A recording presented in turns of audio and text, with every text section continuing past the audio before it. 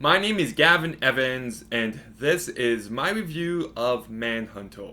And this will be the first in a series of reviews where I talk about each and every Hannibal Lecter movie, and then I'm going to review the TV show with Mads Mikkelsen. So lots of Hannibal Lecter talking coming to this channel fairly soon.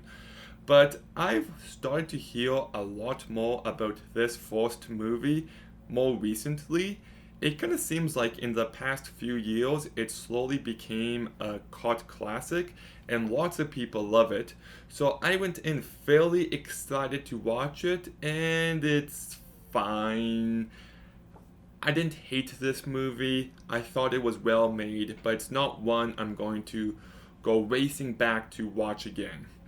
I think what saves this movie is the direction by Michael Mann. And I do find it funny that Michael Mann directed Manhunter, like the hunting him, but okay, bad joke. Anyways, he infuses this movie with lots of style.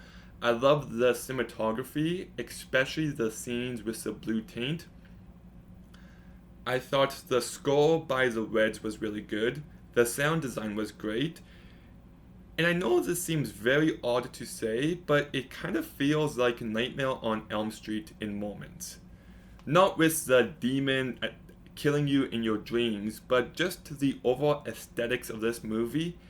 It feels like an 80s serial killer movie in the very best of ways. That's what allows this movie to stand out. It's the directing and it's very strong. And then you've got the cast, and they're very hit or miss. It stars William Peterson, who didn't really do all too much for me.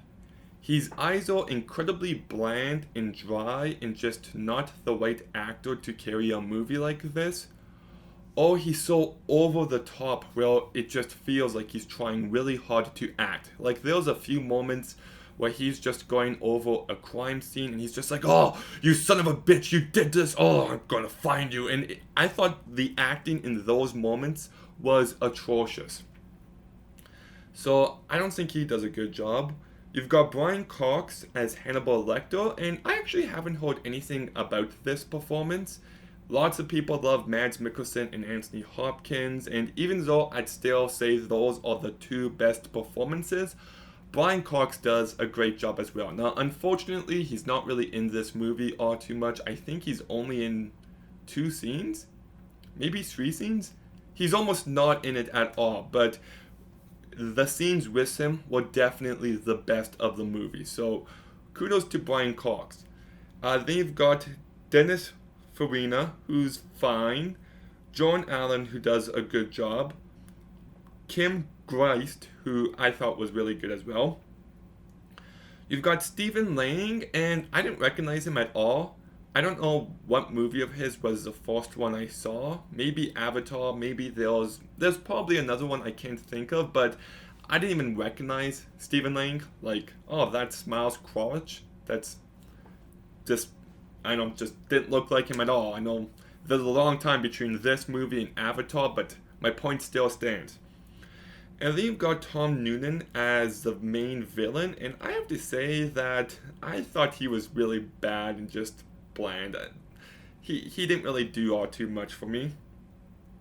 And then you get to the story, which is also very hit or miss. I didn't like the way this movie began because after the opening credits, you've got a scene of Will Graham and Jack Crawford talking, and it just feels like there's a missing scene. Like, I feel like the opening scene should have been the moment where Will Graham had a meltdown. And then we see him living with his wife and his kids away from this. And then there's a new serial killer out killing people. So Jack Crawford has to go and find Will. Like, it feels like we're actually not just missing one scene, it feels like we're missing like 10 to 15 minutes. It's very weird and it's very jarring. Didn't work for me. But for the first hour, I was actually relatively engaged. Like I said, the Hannibal Lecter stuff was great. And then it just kind of, okay, look, I'm just going to be honest. There was this point where we find out Hannibal Lecter and the Tooth Fairy is communicating with each other through this like newspaper ad. and I just didn't get it. Like, I'm being completely forward and open with you guys. I didn't understand what was happening. How were they communicating? It just went over my head, and it kind of lost me for a little bit there. And then the movie just never really fully got me back, because then it started to focus more on the serial killer, and I don't know. I think the first half of this movie is by far superior. It's just a little too dry in the second half, lacks any bit of emotion, and it definitely does drag. I was starting to feel pretty bored for a while. But I do like how this movie ends, how they solve the investigation. The shootout was really good, so there's that. So overall, this movie is a pretty big mixed bag for me. I definitely love the direction by Michael Mann and the style he gives this movie. Brian Cox is great. There are some moments where I found it to be very engaging, but some of the performances didn't work for me. I thought some of the story really dragged and kind of bored me for a while. So overall, I still enjoyed this movie. I don't love it as much as everyone else. I'm not going to go back to it a ton of times, but I still think you should check it out. So I'll give Manhunter a 5.5 out of 10. Okay, have you seen Manhunter?